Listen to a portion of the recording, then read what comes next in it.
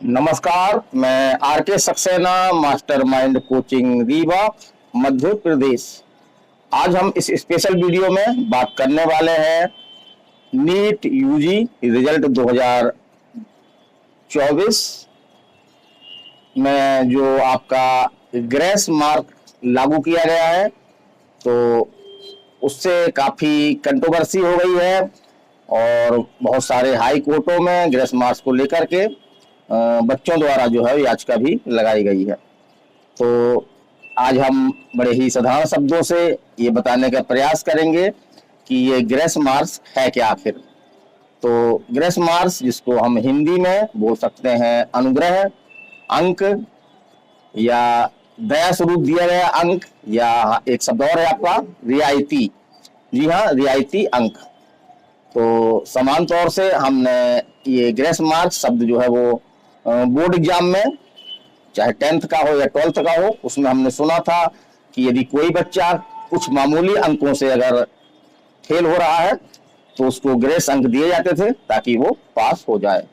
लेकिन नीट के इतिहास में, एनटीए के इतिहास में पहली बार ये नीट 2024 में ग्रेस मार्क लागू किया गया है। और जैसा कि आपके एनटीए के आपके जो डीजी हैं सुबोध कुमार सिंह, उन्होंने प्रेस कॉन्फ्रेंस करके बताया कि ये जो कुल सेंटर थे वो 4750 सेंटरों में से 6 सेंटर ऐसे हैं जहां पे ये ग्रेस मार्क्स दिए गए हैं।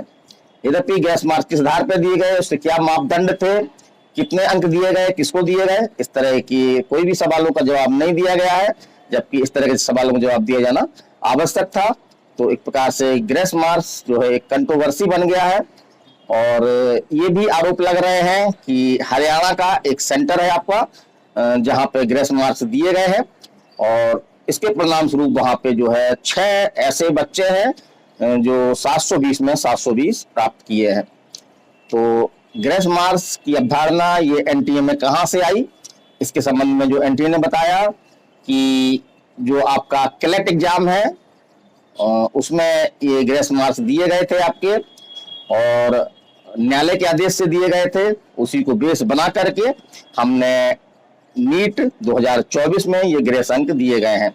तो यहाँ पे हम बात कर लें क्लेट की, तो जी हाँ, क्लेट एक आपका ऑनलाइन एग्जाम है जिसमें से आपका यदि कंप्यूटर बंद हो जाता है, माउस काम नहीं कर रहा है या क्वेश्चन सही टाइम पे आपके नहीं आ रहे हैं स्क्रीन पे, तो इन तकनीकी गलतियों के चलते, खामियों के चलते बच्चों को ग्रेस मार्क दिए गए थे। तो वही अवधारणा, वहीं से अवधारणा जो है वो नीट 2024 रिजल्ट में ली गई है एनटीए द्वारा।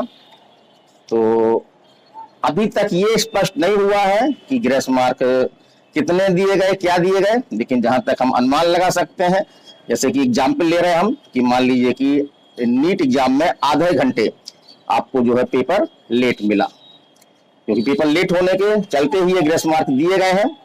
तो मान लीजिए कि आप एक क्वेश्चन आप 1 मिनट में कर सकते थे और 30 मिनट बाद पेपर आपको लेट मिला, माने कि आपके 30 क्वेश्चन आपके जो है वो के बराबर नंबरों का आपको ग्रेस दिया जाए। तो एक क्वेश्चन आपका 4 नंबर का है, तो इस तरह से जो 30 क्वेश्चन आप करते 30 मिनट में, तो उसका जो आपका हो जाता है 30 चौको 120, तो 120 अंक जो है वो ग्रेस में दिए गए।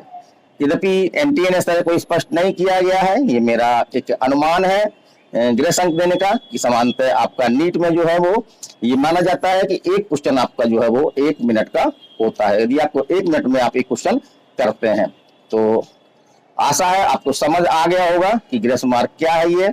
लेकिन ग्रेस मार्क को ऑफलाइन जैसे एग्जाम में प्रयोग करना के भी नहीं किया जाना चाहिए था, इस तरह की बातें भी कही जा रही हैं।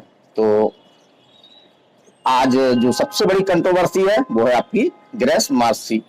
तो एनटीए ने अपनी एक प्रेस कॉन्फ्रेंस की जिसमें आपके एनटीए के डीजी सुबोध कुमार सिंह ने एक कमेटी का ऐलान किया कि एक 4 सदस्यीय कमेटी, जिसके अध्यक्ष आपके यूपीएससी के पूर्व अध्यक्ष होंगे, उनके नेतृत्व में कमेटी बनी है ये, और 7 दिन में अपना ये जो है वो 15 दिन में अपना ये रिपोर्ट पेश करेगी।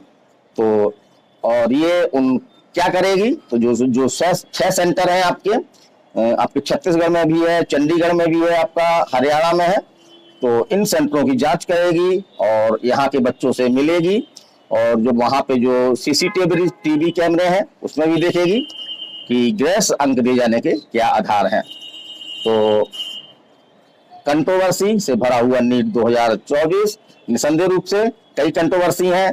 पेपर लीक का मामला भी है कि बिहार के कुछ सेंटरों में पेपर लीक हुए हैं, कुछ लोगों की गिरफ्तारी भी हुई है। इस तरह का मामला आपके सुप्रीम कोर्ट में चल भी रहा है और जुलाई में सुप्रीम कोर्ट इसकी सुनवाई करेगा। तो एक व्यापक स्तर पर जांच की आवश्यकता है, क्योंकि नीट जैसे एग्जाम में जो आम लोगों का भरोसा है उसको बिल्कुल उठने देना चाहिए। ये जो बच्चे, नन्हेहाल बच्चे हमारे जो 12th पास करके आते हैं, इनके साथ कोई भी इस तरह का अन्याय ना हो, इनका जो है नीट जैसे एग्जाम में विश्वास बना रहे।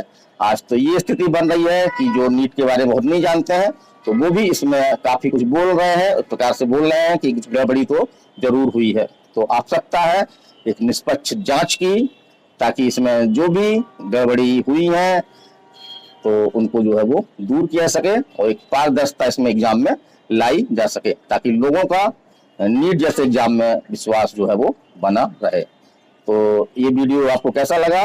जो भी इसमें नए अपडेट मिलते हैं, नीट संबंधी जो भी नए अपडेट मिलेंगे, मैं इस चैनल में सबसे पहले बताने का प्रयास करूंगा। तो यदि आप इस चैनल में नए हैं और नीट जैसा एग्जाम आप दे रहे हैं या आगे भविष्य में देने वाले हैं, तो ये चैनल आप लोगों के लिए ही है। आप लोग इसको सब्सक्राइब करें, बेल आइकन करें, ताकि हमारा कोई भी नोटिफिकेशन जो है वो जैसे ही मैं कोई वीडियो अपलोड करूं आप तक जो है वो पहुंच जाए।